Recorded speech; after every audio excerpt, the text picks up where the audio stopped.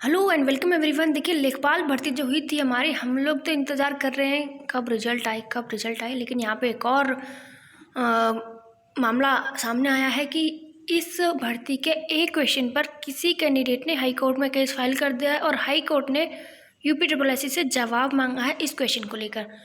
पूरी खबर आइए जान लेते हैं कि क्या है, कौन सा वो क्वेश्चन है, आखिर किसका नंबर घट पाएगा, किसके नंबर बढ़ पाएगा।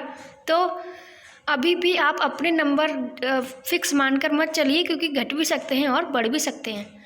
तो आइए इस क्वेश्चन के बारे में जानते हैं। सबसे पहले तो इस खबर को ही जान लेते हैं, उसके बाद देखेंगे कि क्वेश्चन कौन सा है। ठीक है, सीरीज वैसे तो मेरी सीरीज तो बी नहीं थी, ई थी, लेकिन मैंने क्वेश्चन को किसी और से मांग लिया है आपके साथ शेयर करने के लिए। ठीक है, जिसकी सीरीज बी थी उससे।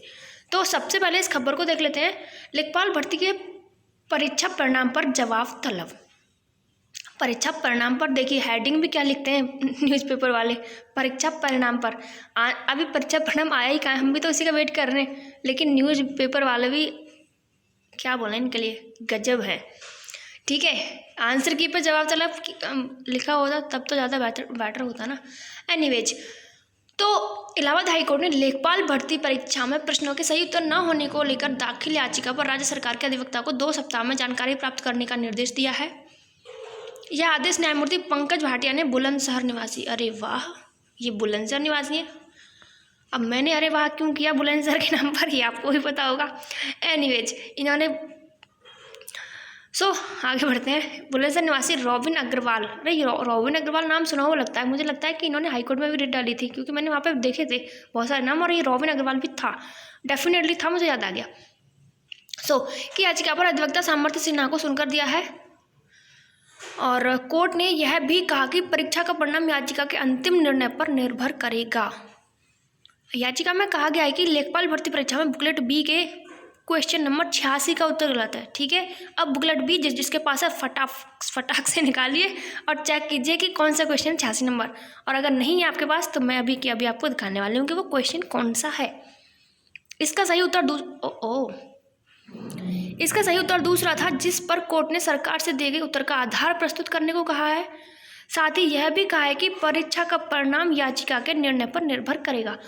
तो आज का ये न्यूज़पेपर है और ये एक दूसरे न्यूज़पेपर था, इसमें भी यही खबर दिखाई गई है। तो अब दोबारा खबर को पढ़ने का कोई मतलब नहीं है। अब आपको दिखाते हैं कि अच्छा, ये इसके लिए तो मैंने ऑलरेडी वीडियो बना दिया है। पैट 2021 को बढ़ा दिया गया है 8 जनवरी तक। एनीवेज, अब मैं आपको दिखाती हूँ वो क्वेश्चन कौन सा है एग्जैक्टली।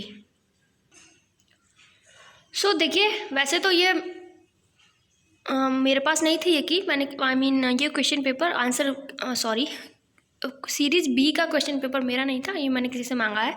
तो उसने बोला है कि हमारी जो सीरीज है ई, उसमें 95 नंबर का क्वेश्चन है और क्वेश्चन ये है कि निम्न में से कौन सी योजना दुर्व्यापार और व्यावसायिक यौन शोषण के पीड़ितों के दुर्व्यापार की रोकथाम और बचाव, पुनर्वास और पुनः एकीकरण के लिए है।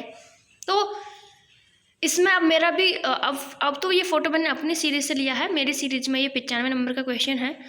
तो इसका राइट आंसर मैंने लगाया था आजीविका योजना, जो कि गलत है। आप देख सकते हो यहाँ पे सर्किल भी हो रहा है, इसका मतलब ये है कि ये गलत है। ठीक है, अदरवाइज राइट टिक का निशान यहाँ पे होता। तो उन्होंने इसका आंसर दिया है उज्ज्वला योजना।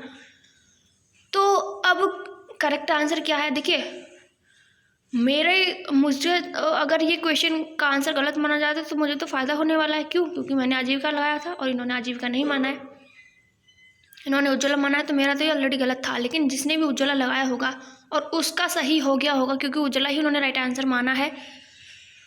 और अब जाके इस पर कुछ डिसीजन होता है, या तो ये क्वेश्चन डिलीट होता है, या फिर सबको फुल मार्क्स मिलते हैं, या फिर इसके मार्क्स हटाए ही जाते हैं।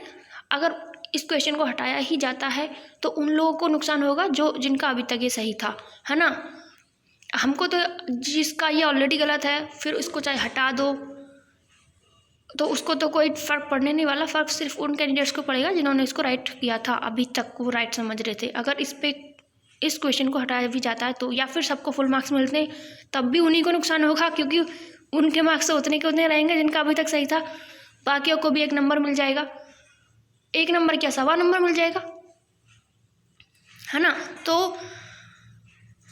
अब देखते हैं कि इस पर लास्ट में फाइनल डिसीजन इस पर क्या आता है। अभी तक तो 2 हफ्ते का जवाब दिया है, 2 हफ्ते का टाइम दिया है। एजी को, अटॉर्नी जनरल जो होते हैं, अटॉर्नी जनरल तो नहीं बोलेंगे उनको, एजी बोलते हैं। सरकार का जो महाधिवक्ता होता है राज्य सरकार का, उसको अटॉर्नी जनरल तो उसको बोलते हैं ना, भारत का अटॉर्नी जनरल कौन है इस टाइम?